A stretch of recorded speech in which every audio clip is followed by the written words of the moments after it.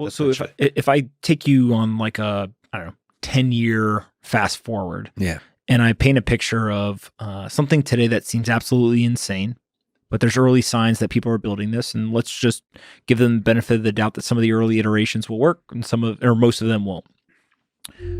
There's a world where you and I are participating in a digital economy, in a virtual world where whether it is a piece of art, it is a digital sculpture, it is a digital skin from a video game, it is a digital good that we purchased somewhere online, and we bring it and we display it in a digital museum or a virtual museum.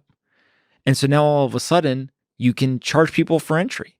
You can consign digital goods. Yeah. It's the replication of what happens in the analog world, now just in digital. And when you do that, what you do is you take the addressable markets of these assets or these mechanisms, and they explode in the digital realm.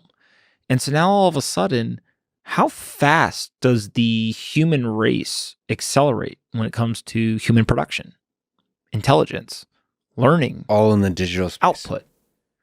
It's just if I said to you 20 years ago, I'm going to give you a global education. It means I'm going to take you and I'm going to physically move you to geography after geography after geography. It's going to take time, it's going to take resources, and ultimately it's going to take lots of effort. If I now said to you, hey, I'm going to transport you in this virtual world to multiple geographies, but you're going to experience it in this virtual world, and you're going to have digital goods that you can take from economy to economy or from location to location. All of a sudden, maybe you get 90% of the value. You don't get 100% of the same value. You get 90% of the value. But you can do it at a much faster pace. And so in a 6-month period, you've actually made 3 times the progress than you would have if you had to do it in the physical world. So that's where I think we're heading. So there's digital art being displayed in the digital museum, and people are being charged for access. And perhaps we plug in our senses, which means we start to operate more and more in a virtual reality, augmented reality, virtual reality way with this digital world, and increasingly go into this world. Basically lived most of our productive and social lives in this digital world, and increasingly essentially create a simulation where the biological basis is just there to sustain the brain that's used to operate in the virtual world.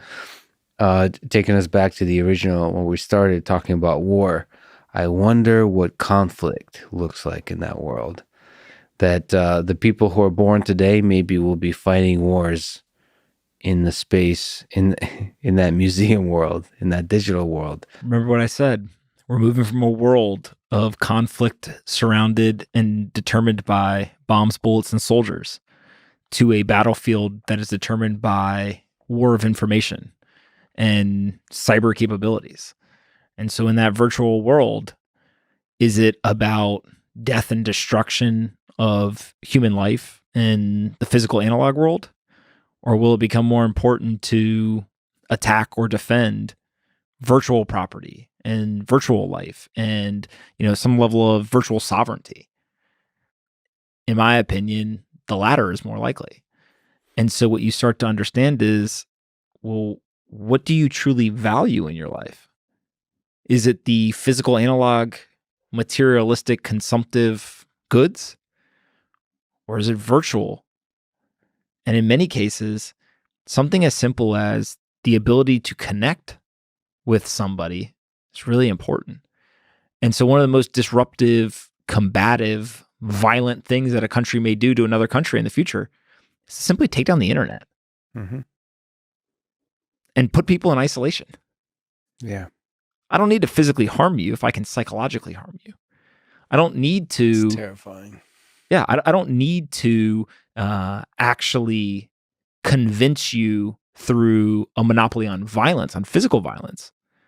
What if I can psychologically change the way you see the world through misinformation, through all sorts of nefarious activities? And I think that, the United States has been struggling with this idea over the last couple of years in the political arena. But what happens when it starts to come to other aspects of our life?